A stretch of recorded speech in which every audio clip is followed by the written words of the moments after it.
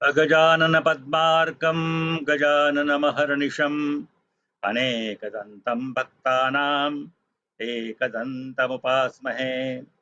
सरस्वत्यै नमो नित्यं योगेश्वर्यै नमो नमः। वेदवेदान्तवेदाङ्गविद्यास्थानेभ्य एव च ज्ञानानन्दमयं देवं निर्मलं स्फटिकाकृतिम् आधारं सर्वविद्यानां हयग्रीवमुपास्महे। अवधूत चिंतन श्री गुरुदेव दत्त श्री सद्गुरुनाथ महाराज की जय। श्रीपाद श्री वल्लभ स्वामी महाराज की जय। काषाय वस्त्रं करदण्डधारिणं कमण्डलुं पद्मकरेण शङ्खं चक्रं गदाभूषितभूषणाढ्यं श्रीपादराजं शरणं प्रपद्ये।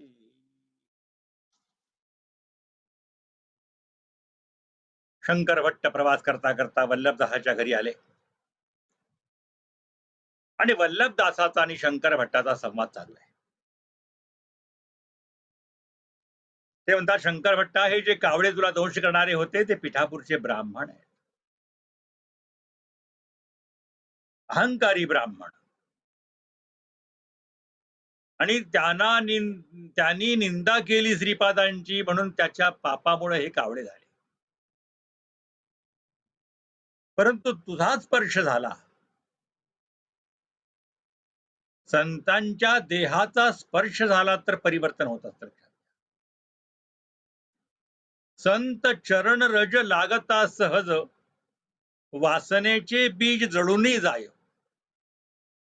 संतांचा महिमा आगाध आहे. त्यांच्या चरणाची धूळ लागली तर ते सुद्धा भगवत प्राप्तीला साधन ठरतं. माता यांनी तर शंकर भट्टाला स्पर्श केलाय, त्याच्या देहातला काही अंश आपण प्राशन केलेला आहे, म्हणून ते उत्तम गतीला प्राप्त झाले. म्हणून संतांच्या संगतीत नेहमी राहावं. संतांच्या देहाचा मानी जो विटाळ, तोची एक चांडाळ तिन्ही लोकी. संतांच्या देहाचा विटाळ मानायचा नाही. वल्लभदास पुढे सांगायला सुरुवात करतात, ब्राह्मण सत्यनिष्ठ असावा. सुंदर विवेचन केलंय. लहान लहान सूत्र आहेत, पण याच्या पाठीमागे सागराप्रमाणे शास्त्र आहे. आता ब्राह्मण सत्वनिष्ठ असावा, या ठिकाणी ब्राह्मणाचं वर्णन आहे. ब्राह्मणाकडे सत्व कशामुळे असतं आणि सत्य कशामुळे असतं? शास्त्राचा अभ्यास केल्यामुळं. ब्राह्मणो निष्कारण, त्या सांगितलेलं आहे की ब्राह्मणेन निष्कारण षडंगो वेदो ध्येयो ज्ञेयश्चेती. ब्राह्मणाने अकारण वेदाचा आणि वेदाच्या 6 अंगाचा अभ्यास करायचा आहे आणि जाणून घ्यायचं आहे. केवळ वेदमंत्र म्हणायचे नाहीये, तर वेदामध्ये जे ज्ञान निहित आहे ते ज्ञान सुद्धा झालं पाहिजे. हे त्याची परम तपश्चर्या आहे, हे त्याचं सत्य आहे. वेदाभ्यासो हि विप्रस्य तपः परमिहोच्यते. विप्राचं तप कोणतं असेल तर वेदाभ्यास आहे. त्यांना अन्य करायची गरज नाही हो. अनेक धारणा असते, हे वेदमंत्र म्हणतात, देवाचं नाव घेत नाहीत. असं कोण म्हटलं की वेद म्हणणारे देवाचं नाव घेत नाहीत? अहो, वेदामध्ये जेवढे अक्षर आहेत तेवढे भगवंताचे नावच आहेत. वेदाक्षराणि यावंती पठितानि द्विजातिभिः तावंती हरिनामानि कीर्तितानि न संशयः. वेदामध्ये जेवढे अक्षर आहेत, वेदाक्षराणि यावंती, जितके वेदाक्षर आहेत, जे ब्राह्मण म्हणतात, तावंती हरिनामानि, ते सगळे श्रीहरीचे नाव आहेत. म्हणून वेदाचं अध्ययन त्याचं महत्व सांगितलेलं आहे. पण कुणी करावं असं नाही आहे. स्वे स्वे कर्मण्य विरतः संसिद्धिं लभते नरः. भगवंतानी ज्याला ज्याला जी जी कामं दिली आहेत ती कामं त्यांनी करायची आहेत. आपलं काम सोडायचं, दुसऱ्याचं काम नाही चालणार. सरकारी ऑफिसमध्ये सुद्धा प्रत्येकाचं वर्क अलॉटमेंट केलेलं असतं. तेच करावं लागतं. आता वेदाचं महत्व सांगताना सांगितलेलं आहे, नुसती संहिता जरी म्हटली, म्हणजे मूळ मंत्र जरी म्हटले, संहिता नयते सूर्यम, तो सूर्य लोकाला जातो. त्याचे पद जर म्हटले, तर चंद्र लोकाला जातो. आणि क्रम म्हटला, क्रमेण नयते सूक्ष्मम, यत्तत् पद मनामयम, तो मोक्षाला प्राप्त. क्रम म्हटला तर म्हणजे घरांत अध्ययन केले तर ते मोक्षाचे अधिकारी आहेतच. आता त्याच्यावर 6 अंगाचा अभ्यास करायचा आहे. तर 6 अंगाशिवाय वेदही अवयवरहित होतो. अंगरहित शरीर कामाचं नाहीये. म्हणून शिक्षाचा अभ्यास करायचा आहे. शिक्षा घ्राणंत वेदस्य. शिक्षा जी आहे ते वेदाचं घ्राण आहे, नासिक आहे. मुखम व्याकरणम स्मृतम. व्याकरण जे आहे ते वेदाचं मुख आहे. ज्योतिषामयनम चक्षुः. ज्योतिषशास्त्री डोळे आहेत वेदाची. निरुक्तम श्रोत्रम उच्यते. निरुक्त शास्त्र जे आहे ते कान आहेत. आणि छंद पादोत वेदस्य. छंद जो आहे ते पाय आहेत. आणि हस्तौ कल्पान प्रचक्षते. हात जे आहेत ते कल्प आहे. हे 6 अंगाचा अभ्यास त्यांनी केला पाहिजे. म्हणून त्यांचं महत्व आहे. वेद शिव शिवो वेद, वेदाभ्यासी सदाशिव. वेद हेच शिव आहे, परब्रह्माचं स्वरूप आहे, शब्द ब्रह्म आहे वेद. म्हणून त्याचा अभ्यास करणारा वेदाभ्यासी सदाशिव, तो सदाशिव तुल्य आहे. म्हणून यांचं महत्व शास्त्रात सांगितलेलं खूप. म्हणजे उत्तम कुळात जन्म, उत्तम संस्कार आणि उत्तम अध्ययन. जन्मना ब्राह्मणो ज्ञेय. ब्राह्मणाच्या कुळात जन्मला की तो ब्राह्मण. संस्कार केला की द्विज होतो. उपनयन संस्कार झाला की द्विज होतो. संस्कारो द्विज उच्यते. वेदाभ्यासी भवेद विप्रो. वेद म्हटला की विप्र होतो, असं महत्व सांगितलेलं आहे. यांचा महिमा खूप आगाध आहे बरं का. आजकालच्या काळात आपण तेवढा मान देत नाही खरं पाहता. पण भृगु ऋषींनी भगवंताची लात आपल्या हृदयावर धारण केली, आजही भूषण म्हणून मिरवतात. त्याचं कारण काय? पृथिव्याम यानी तीर्थानी, तानी तीर्थानी सागरे, सागरे सर्व तीर्थानी, पदे विप्रस्य दक्षिणे. पृथ्वीवर जेवढे तीर्थ आहेत ते सगळे तीर्थ समुद्रामध्ये जातात. म्हणजे सगळे पृथ्वीवरचे सगळे तीर्थ समुद्रामध्ये असतात. त्या व्यतिरिक्त सूर्यकिरण आणि आकाशातली तीर्थ समाविष्ट होतात. म्हणून सागरे सर्व तीर्थ आणि सगळे तीर्थ आहेत. आणि ते सगळे तीर्थ पादे विप्रस्य दक्षिणे, ब्राह्मणाच्या उजव्या पायामध्ये ते राहता सांगितले. म्हणून यांची सेवा करावी.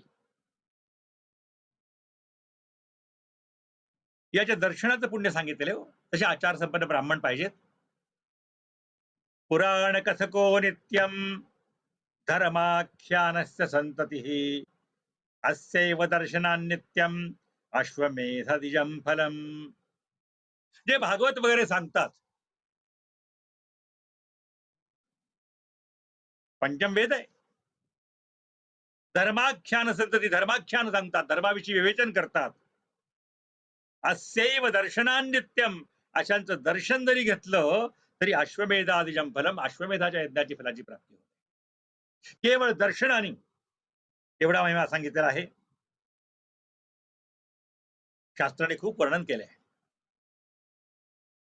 तुलसीदासही म्हणतात, पूजीय विप्र सकल गुणहीना, शूद्र गुणिगण ज्ञान प्रवीणा, कवच अभेद्य विप्र गुरु पूजा, एहि सम विजय उपायन दूजा.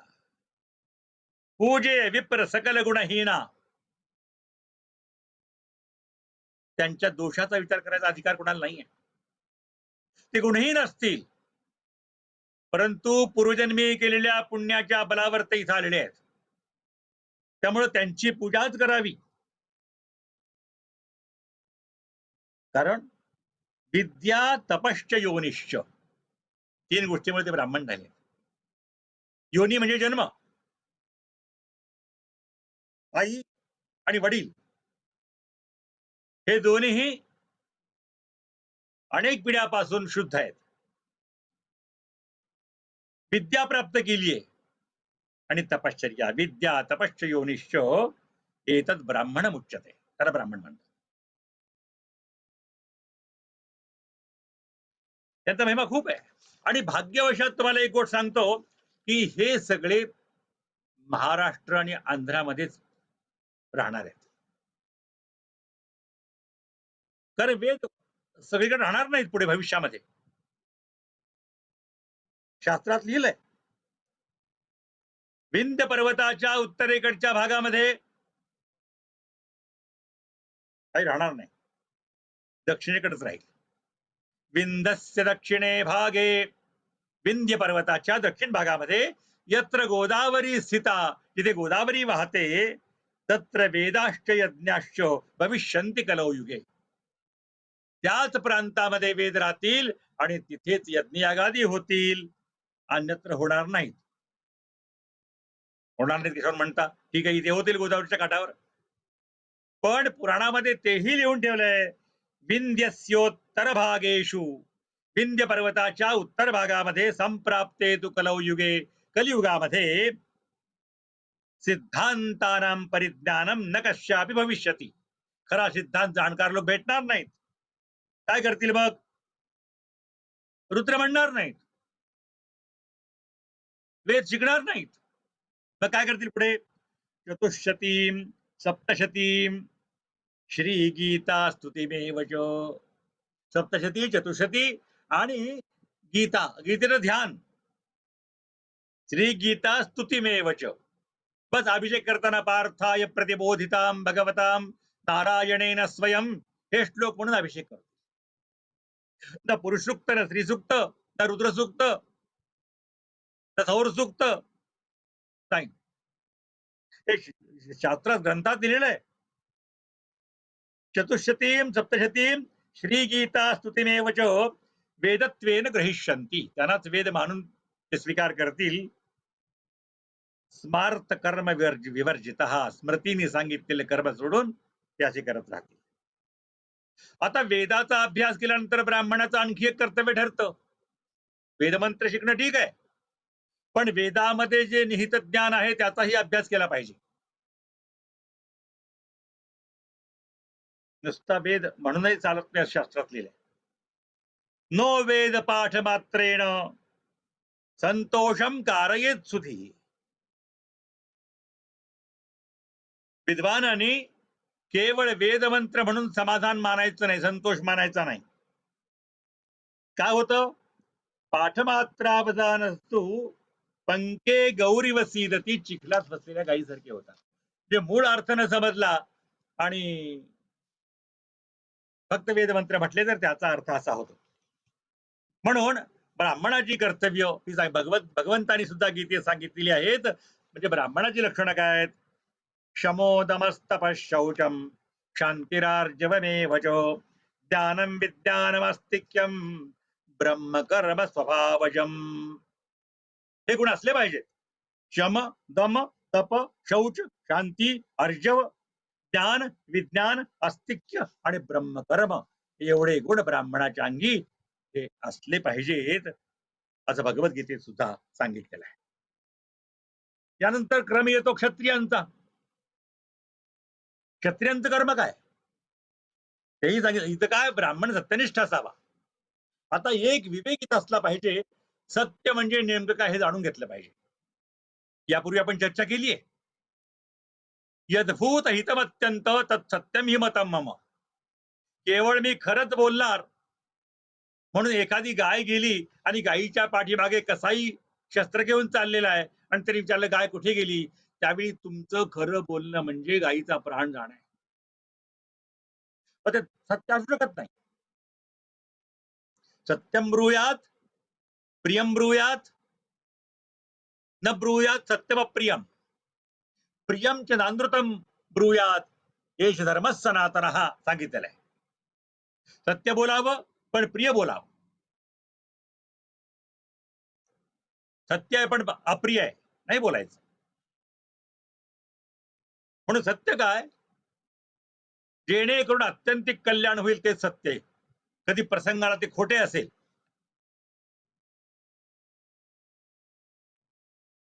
पण त्यावेळी ते सत्य आहे.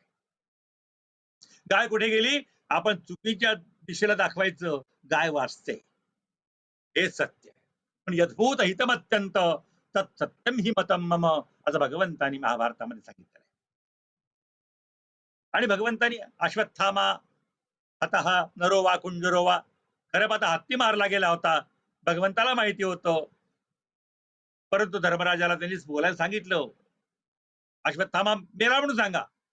पण धर्मराज थोडे त्यावर टिकून राहिले. तुम्ही असं सांगा ना, हत्ती गेला का मनुष्य गेला मला माहिती नाही, नरोवा कुंजरोवा म्हणा. म्हणजे इथे धर्मरक्षणाकरता खोटं बोललं तर ते सत्य मानलं गेलेलं आहे. म्हणजे आपण जे कधी प्रसंगाने खोटं बोलतो त्याचा उद्देश काय असला पाहिजे लक्षात घ्या. हेतू काय, हेतूचं फळ माणसाला मिळत असतं. हेतू चांगला असला पाहिजे. म्हणून ब्राह्मण हा सत्यनिष्ठ असावा, क्षत्रिय धर्मबद्ध असावा. क्षत्रियाचं कर्तव्य काय, खरं पाहता भारतीयांचं वैशिष्ट्य की ही वर्णाश्रम धर्म सेवा निर्माण केले आहेत ते समाज हिता करतायत. लोकांच्या लक्षात येत नाही आणि मग ते टीका करत राहतात.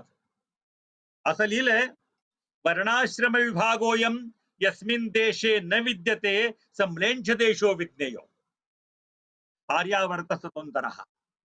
ज्या देशामध्ये वर्णाश्रम विभाग नाही, सम्लेंछ देशो विज्ञेय, तो म्लेंछ देश, एकच संकर सगळा. भारतीयामध्ये समाज व्यवस्था ही आणि भगवंताने निर्माण केली आहे. चातुर्वर्ण्यम मया सृष्टम गुणकर्म विभागशः, भगवंत स्वतः म्हणतायत की हे गुणानी आणि कर्माणी याची व्यवस्था मी केलेली आहे, भगवंतानी व्यवस्था केली आहे. आता भगवंतापेक्षा कोणी शहाणे असतील मग त्यांनी त्यावर विचार करावा जरूर, पण भगवंतापेक्षा कोण शहाणा आहे. म्हणजे ही सुंदर व्यवस्था आहे समाजाची. क्षत्रियाचं कर्तव्य काय सांगताना, शौर्यम तेजो धृतिर्दाक्षम युद्धे चाप्यपलायनम दानमीश्वर भावश्च क्षात्रं कर्म स्वभावजम. क्षत्रियाचं शौर्य असलं पाहिजे, शौर्य असलं पाहिजे तरच जय प्राप्त होत असतो.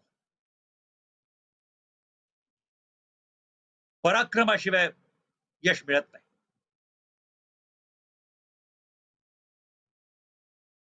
सामर्थ्य असलं पाहिजे आणि पराक्रम असलं पाहिजे. रणाविना स्वातंत्र्य कोणा मिळाले, केवळ कुठेतरी उपवास धरून बसणे यावर देश स्वतंत्र होत नसतो. अनेक लाखो लोकांनी बलिदान दिले लढता लढता, तेव्हा कुठे देश स्वतंत्र होता. शौर्य असलं पाहिजे, तेज असलं पाहिजे, धैर्य असलं पाहिजे, चतुरता असली पाहिजे, दक्षता असली पाहिजे. युद्धामधून पळून जायचं नाही, दान देण्याची भावना असली पाहिजे. दानाचा विषय पुढे ग्रंथामध्ये येणारच आहे. आणि ईश्वर भावश्च, ईश्वरावर श्रद्धा असली पाहिजे. क्षात्रम कर्म स्वभावजम, हे क्षत्रियाचं कर्म सांगितलेलं आहे. आता क्षत्रिय जो निवडून येतो तो क्षत्रिय, मग त्याला हे करायची गरज नाही. शौर्य असतं की सांगता येत नाही, तेज नाही, धैर्य नाही, दक्षता असते वेगळ्या कारणास्तव असते.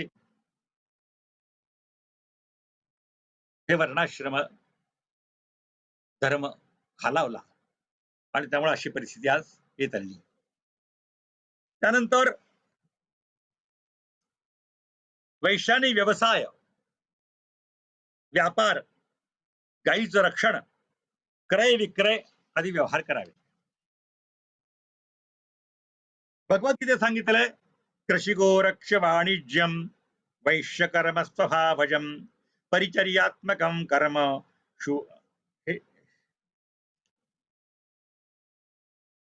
कृषी गोरक्ष वाणिज्य वैश्यकर्म स्वभावजम. वैश्याचं कर्म सांगितलेलं आहे कृषी गोरक्ष वाणिज्य, या 3 गोष्टी सांगितलेल्या आहेत. शेती करणे, कृषी करणे, गोरक्ष गायीची रक्षा करणे,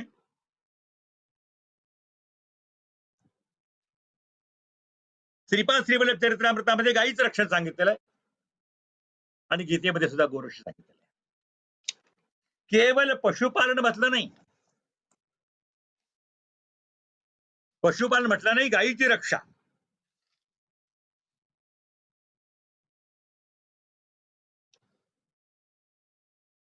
गायीचीच रक्षा का? गायीसारखं दैवत नाही. एकदा स्वामी विवेकानंदांना प्रश्न केला होता जेव्हा ते शिकागोला गेले कि आपके भारत में कौन सा पशु उत्तम है. तेव्हा विवेकानंदांनी एका क्षणात उत्तर दिलं होतं, म्हैस. म्हैस हे उत्तम पशु आहे आमच्याकडे. तर आश्चर्य वाटलं, हे तर गोभक्त आहेत.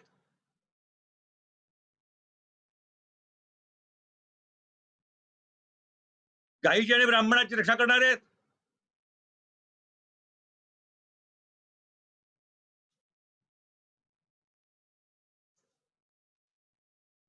मग विचारलं आपके पास तो गाय श्रेष्ठ मानते हैं.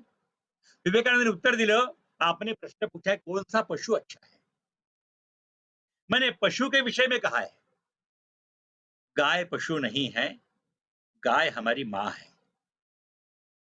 गाय पशु नाही आहे. असा कोणता प्राणी आहे तिचं मूत्र आपण पितो? एकमेव प्राणी असा आहे की जर पंचगव्य कामाला येत असतं. ठीक आहे. म्हणून इथे गोरक्षा गीतेत सांगितलेलं आहे, श्रीपाद श्रीवल्लभ चरित्रामृतात गोरक्षण सांगितलेलं आहे. कारण गाय ही सर्वश्रेष्ठ आहे.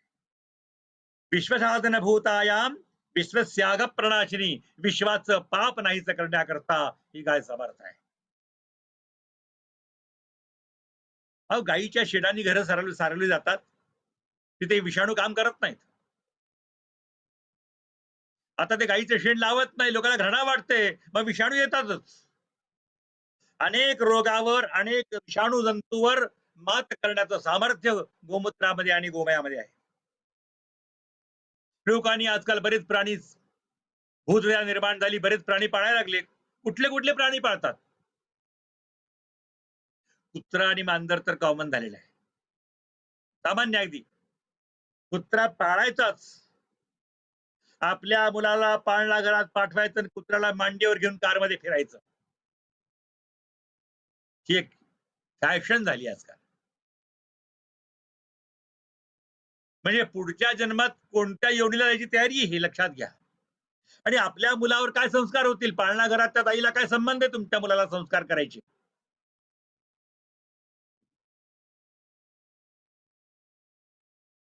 शास्त्रात लिहिले पहा, विष्णू पुराणामध्ये सांगितलेलं आहे, मार्जार कुकुटच्छाग श्व वराह विहंगमान पोषयन नरकम याती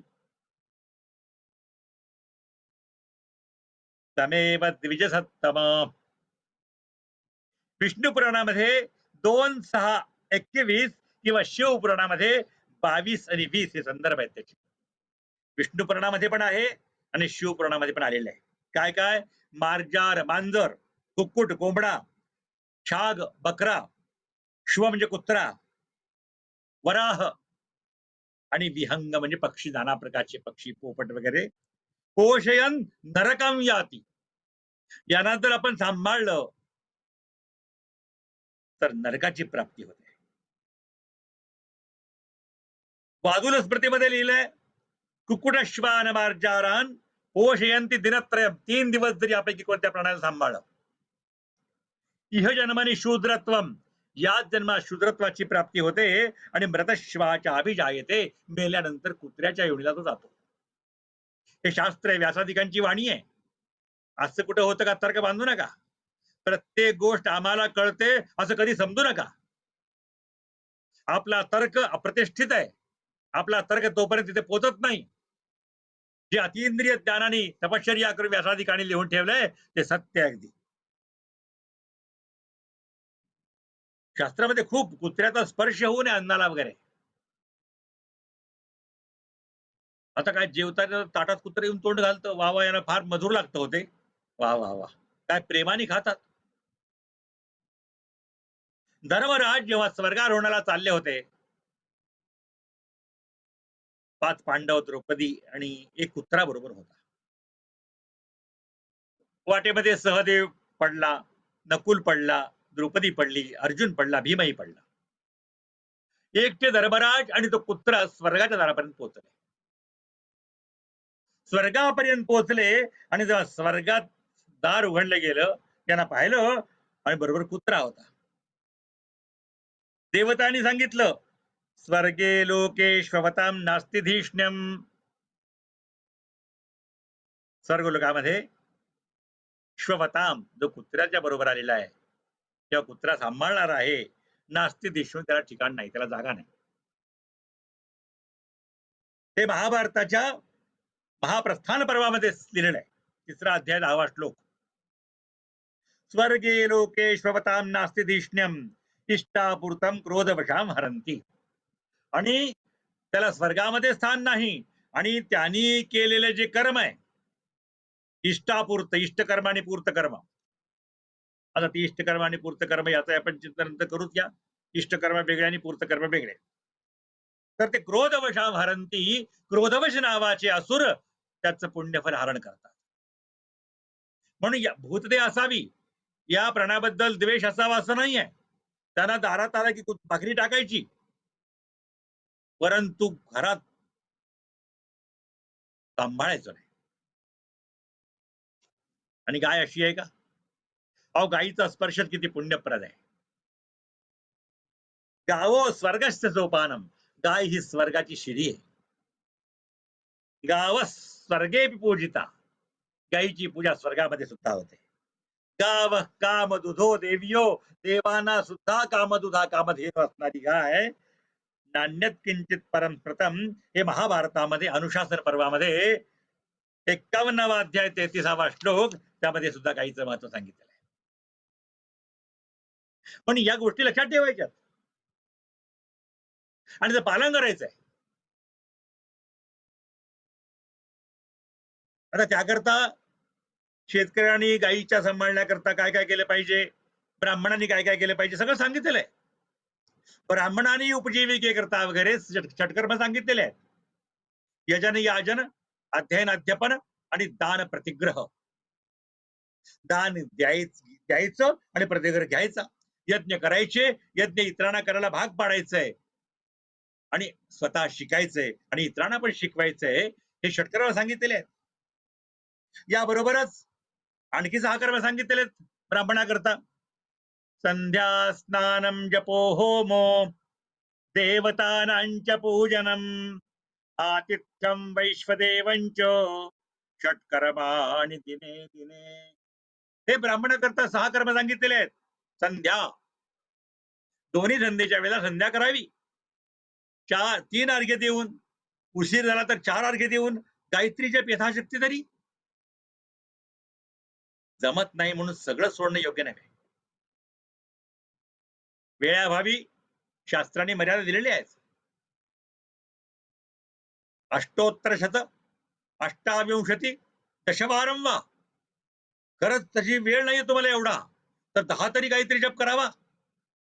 एका गायत्री मंत्राचा प्रभाव एवढा आहे की अनेक जन्माचं पाप नाहीच होतं. म्हणून संध्या केली पाहिजे. पण संध्या आजकाल मुलीच्या नावा व्यतिरिक्त संध्या राहत नाही घरात कुणाच्या. संध्यां संधत्ते नियमित नमाजन कुरुते. आज समाजाची परिस्थिती कशी आहे श्लोकात सांगितलंय. न संध्यां संधत्ते नियमित नमाजन कुरुते. आमचे लोक संध्याही करत नाहीत आणि नमाजही पडत नाहीत. नमाजी बराबर पडतात. संध्यां संधत्ते नियमित नमाजन कुरुते. न रोजाम जानीते व्रतमेपि हरेर्नैव कुरुते. आमचे लोक रोजाही करत नाहीत आणि एकादशी व्रतही करत नाहीत. नवा मौंजी बंधम कलयते नवा सुन्नत विधीम. मुंजही करत नाहीत आणि सुन्नत विधी करत नाहीत. न काशी काबावा, काशीलाही जात नाहीत आणि काबेलाही जात नाहीत. हर हर न हिंदू न यवन, न हिंदू न यवन अशी परिस्थिती आमच्या समाजाची झाली. म्हणून संध्या तरी अवश्य करावी. संध्याकाळच्या वेळेला 2 संध्या प्रामुख्याने सांगितलेल्या आहेत. एक रात्र संपून दिवस लागतो आणि दिवस संपून रात्र लागते, त्यावेळी संध्या करावी. जो दिवसाच्या संध्याकाळी संध्या करतो त्याला आपल्या जीवनाच्या संध्याकाळी संध्या करण्याची आठवण होते, भगवंताचं नाव घेण्याची आठवण होते. आणि अंतकाली जर स्मरण झालं, अंतकाली जे मती तेची प्राणी आसी जाणगती, या लागी श्री कृष्ण चित्ती अहोरात्री स्मरावा. शेवटच्या क्षणी भगवंताचं नाव जर आलं तर मोक्ष प्राप्त होतो. पण केलं पाहिजे ज्यासाठी केला होता अट्टहास, शेवटचा दिवस गोड व्हाया. हे बाकी सगळे इथे राहणार आहे. लोक बाकी भौतिकाच्या पाठीमागे लागलेले आहेत. ऐश्वर्य, बंगले, गाड्या, पीठ, मठ, हे काही याला अर्थ नाही. हे सगळे व्यर्थ आहे. शास्त्राने सांगितलेलं कर्म आचरण करावं. संध्या स्नानम जपो होमो. स्नानाचे 10 फायदे असतात. जप कसा करावा? 4 प्रकाराने जप केला जातो. होम केले पाहिजेत. देवतानांच्या पूजनम, देवतांचं पूजन करावं. आतिथ्यम वैश्वदेवंच, आतिथ्य आणि वैश्वदेव, षटकर्म आणि दिने दिने, हे 6 कर्म बरोबर झाले पाहिजेत. ते ब्राह्मणाकरता झालं. आणि गायी करता सुद्धा गायीची व्यवस्थापन केली पाहिजे. जिथे जिथे गोशाळा आहेत तिथे तिथे प्रत्येकाने आपल्या प्राप्तीतला काहीतरी अंश पोचता करायचा आहे. गोशाळा ज्या आपण काय सांभाळू शकत नाही, शहरामध्ये काय सांभाळणं अवघड आहे. परंतु जे जे सांभाळतायत त्यांना निश्चित मदत करावी. यज्ञाच्या फलाची प्राप्ती होते. इतकीच करा असा नियम नाही, परंतु आपल्या प्राप्तीतला काहीचा भाग हा तिथे आपण पोचता करावा. गाईला पाहिल्यानंतर नमस्कार करावा, प्रदक्षिणा घालावी. गवाम दृष्ट्वा नमस्कृत्य सूर्याचैव प्रदक्षिणा. गाईला पाहिल्यावर नमस्कार करावा आणि प्रदक्षिणा जर घातली, प्रदक्षिणी कृतास्तेन सप्तद्वीपा वसुंधरा. गाईला एक प्रदक्षिणा घातली तर सप्तद्वीप वसुंधरा असणारी पृथ्वी, या पृथ्वी प्रदक्षिणा घातल्याच्या पुण्यफलाची प्राप्ती होते अशी गाय आहे. गाईच्या देहामध्ये सगळ्या देवता आहेत. गाईच्या शिंगामध्ये ब्रह्मा विष्णू महेश आहेत. शृंगमूले स्थितो ब्रह्मा. गाईच्या शिंगाच्या मुळाशी ब्रह्मा आहे. शृंगमध्ये तु केशव, शिंगाच्या मध्यभागी विष्णू आहे. शृंगाग्रे शंकरम विद्यात, आणि शिंगाच्या टोकावर शंकर वसलेले असतात. त्रयो देवा प्रतिष्ठिता. 3 देव गाईच्या शिंगामध्ये आहेत. आणि बाकी देहामध्ये प्रत्येकाचं वर्णन केलंय. सर्वे देवा स्थिता देहे, आणि सगळ्या देवता गाईच्या देहामध्ये असतात. लक्ष्मी सुद्धा गाईच्या शेणामध्ये राहते. आश्चर्य वाटेल, शेणामध्ये लक्ष्मी? हा, गाईच्या शेणामध्ये लक्ष्मी आहे आणि गोमूत्रामध्ये सर्वमंगला देवी आहे. लक्ष्मीश्च गोमये नित्यम. ही वैकुंठवासिनी भगवंताची अत्यंत प्राणप्रिय असणारी लक्ष्मी ही गाईच्या गोमयामध्ये राहते. लक्ष्मीश्च गोमये नित्यम पवित्रा सर्वमंगला. म्हणून आता गोमयोपलेपन तर करायचं नाही, सडास राहिलाच नाही. गोमयोलेपनम तस्मात कर्तव्यम. पांडुनंदन स्कंद पुराणामध्ये भगवान सांगतात अर्जुनाला, सगळ्या पांडवांना, की गोमयोलेपनम, गाईच्या शेणाने सारवावं. आता सारवायचं राहिलंच नाही, सगळे मार्बल जिकडे तिकडे. एक काम करता येईल, देश काल परिस्थितीनुसार काही बदल करता येईल, पण सगळं सोडायचं नाही. कधी कधी तरी महिन्यातून 15 दिवसातून गोमूत्र मिळतं. गाईचं मिळत नसेल तर आजकाल विकतही मिळतं. ते गोमूत्र तरी घरी प्रोक्षण करावं.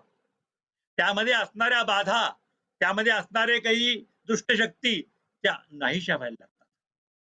पण गोमयाचं प्रोक्षण तरी घरामध्ये करत जावं. भगवंतानी गायी राखल्या. भगवंताचं ब्रीद आहे. नमो ब्रह्मण्य देवाय गो ब्राह्मण हिताय च जगत हिताय कृष्णाय गोविंदाय नमो नमः. गो ब्राह्मणाचं पालन करणारे कृष्ण आहेत. कशा करता? जगत हिताय, जगताच्या हिता करता. गाय आणि ब्राह्मण हे निर्भय असले पाहिजेत. एका श्लोकात लिहिलंय, ब्राह्मणा संतु निर्भया. मला एकाने प्रश्न केला, महाराज ब्राह्मण निर्भय असावे तर बाकीचे भयभीत असावेत काय? असं नाहीये, त्याचा अर्थ असा काढू नका. ब्राह्मण निर्भय असला पाहिजे.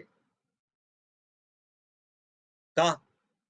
मी सांगितलं, तुमचा मुलगा शाळेत जातो. गुरुजीने त्याला मारलं. मुलगा घरी रडत आला आणि तुम्हाला शिकायत केली, गुरुजीने मला मारलं. तुम्ही शाळेत गेला तरी शिक्षकाला धमकी दिली की खबरदार माझ्या मुलाला हात लावा तर. ठीक आहे, तुम्ही निघून गेलात. आता इथे नुकसान कुणाचं झालं पहा. नुकसान त्या गुरुजीचं झालं का विद्यार्थ्याचं झालं? गुरुजींचं काही बिघडलं नाही, गुरुजी सोडून देतील. पण हानी झाली, नुकसान झालं ते विद्यार्थ्याचं झालं. कारण गुरुजी याला प्रश्नच विचारणार नाही. म्हणून समाजाला जेव्हा प्रबोधन करणारा वर्ग हा जेव्हा भयभीत होतो, तेव्हा समाज खालावतो. हे निश्चित आहे. समाजाचा आधार असणारा वर्ग तो घाबरता कामा नये. त्याला निर्भयत्व दिलं पाहिजे आणि त्यांनी चुकणाऱ्या लोकांना सांगितलं पाहिजे, खबरदार, हे पण करप्शन बंद झालं पाहिजे. खबरदार, ही हत्या बंद झाली पाहिजे. असा अधिकार दिला पाहिजे. ते जर भयभीत झाले तर समाजाला सांगू शकणार नाही. आणि हे आसुरी प्रवृत्ती पूर्वीपासून आहे की जे धर्माच्या मार्गावर चालणारे आहेत त्याला धाक तपस्या करायचा, त्याला दाबायचा, हे असुर पूर्वापार चालत आलेले आहेत. आजच नाहीयेत असुर. असुर तेव्हाही होते. कोणी धर्ममार्गाने चालतोय त्याला विरोध करायचा, कोणी चांगली गोष्ट करतोय त्याला विरोध करायचा. कशा करता? हिता करता नाही, काही हित नाहीच आहे, स्वार्था करता किंवा विरोधा करता विरोध. अशी बरीच असुर मंडळी समाजामध्ये हे नेहमी असो. भगवंत स्वतः गो ब्राह्मण हितार्थ गायीची आणि ब्राह्मणाची रक्षा त्यांनी केली आहे. म्हणून या ज्या गोष्टी सामान्य आहेत ना, त्याला लहान कधी समजू नका. तुळस आहे, गाय आहे, ब्राह्मण आहे. तुलसीदास हे म्हणतात, तुलसी वृक्ष न मानिये, तुलसी वृक्ष न मानिये. तुळसी वृक्ष नाहीये. गाय न मानिये ढोर. गाईला पशु मानू नका. ब्राह्मण मनुष्य न मानिये. ब्राह्मणाला मनुष्य मानू नका. तीनो नंद किशोर, हे तीन भगवंताचे अवतार आहे, भगवंताची रूप आहे. तीनो नंद किशोर. म्हणून इथे वैश्यानी गो व्यवसाय करायचा आहे, व्यापार करायचा आहे. व्यापारामध्ये लक्ष्मी असते. व्यापार केला पाहिजे वैश्यानी. त्यात फायदा पण कमवला पाहिजे. पण फायदा सुद्धा किती कमवावा शास्त्रात त्याची वर्णन केली आहे. 25 वस्तूची रुपये 150 रुपयाला विकता येत नाही, तो दोष लागतो. त्याच्या काही मात्रामध्ये त्याला फायदा घ्यायचा अधिकार आहे. गाईचं रक्षण, क्रय विक्रय आदी व्यवहार करावेत. बाकी इतर जे वर्ग आहेत ज्या तिन्हीमध्ये करू शकत नाहीत त्यांनी सेवा करावी, सेवा भाव. पण जो इतर वर्ग जो आहे ते त्या विराट पुरुषाची पाय आहेत, लक्षात घ्या. इथे कोणी गौण कोणी श्रेष्ठ असं नाहीये. ही समाज व्यवस्था आहे. एका कुटुंबामध्ये एक घरचा प्रमुख असतो, बाकी सांगितले काम करत असतात. त्याला जे काम जमतं ते सांगत असतो प्रमुख. सगळेच जर घर प्रमुख झाले तर घर चालेल का? ज्याने त्याला सांगायचं, त्याने त्याला सांगायचं, त्याने सांगतच राहायचं, फक्त काम करायचंच नाही कोणी, असं नाही होणार. म्हणून समाज व्यवस्था या करता आहे की कोणी सांगायचं, कोणी करायचं. आता हा चतुर्थ वर्ग जो आहे तो त्या विराट पुरुषाची पाय आहेत. आणि पाय जर नसतील तर चालता येणार नाही. लक्षात घ्या, मुख्य तो आधार आहे. म्हणून सगळ्यांना घेऊन चालायचंय. ही समाज व्यवस्था भगवंताने सुंदर केली आहे. भगवंताच्या भक्तीसाठी मात्र वर्ण, जात, कुळ, श्रीमंत, गरिबी, स्त्री, पुरुष असा भेदभाव नसतो. तिथे भेदभाव नाहीये. भगवंताच्या भक्तीमध्ये कोणी असो, भेदभाव नाहीये. भगवंताची कृपा सर्वांवर प्राप्त होते. आपण मागच्या प्रमाणे विचार केलाय. व्याधाचं काय चरण होतं? व्याधस्याचरणम ध्रुवस्य च वयो. ध्रुवाचं वय काय होतं? विद्या गजेंद्रस्य का. गजेंद्र कुठल्या विद्यालयात शिकायला गेला होता? कुब्जाया किमु नाम रूपवधिकम. कुब्जा काय रूपवती होती? किम तत्सुधाम नो धनम. सुदामा श्रीमंत होता का. जाती विदुरस्ते यादवपते.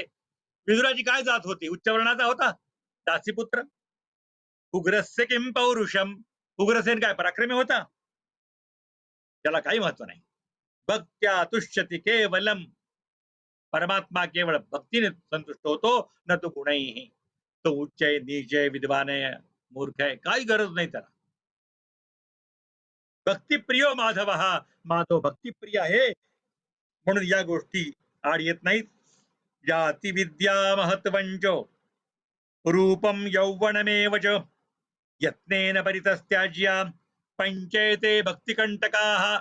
भक्ती मार्गामध्ये 5 विघ्न आहेत. ते म्हणजे जाती, विद्या, सत्ता, रूप आणि तारुण्य, यौवन.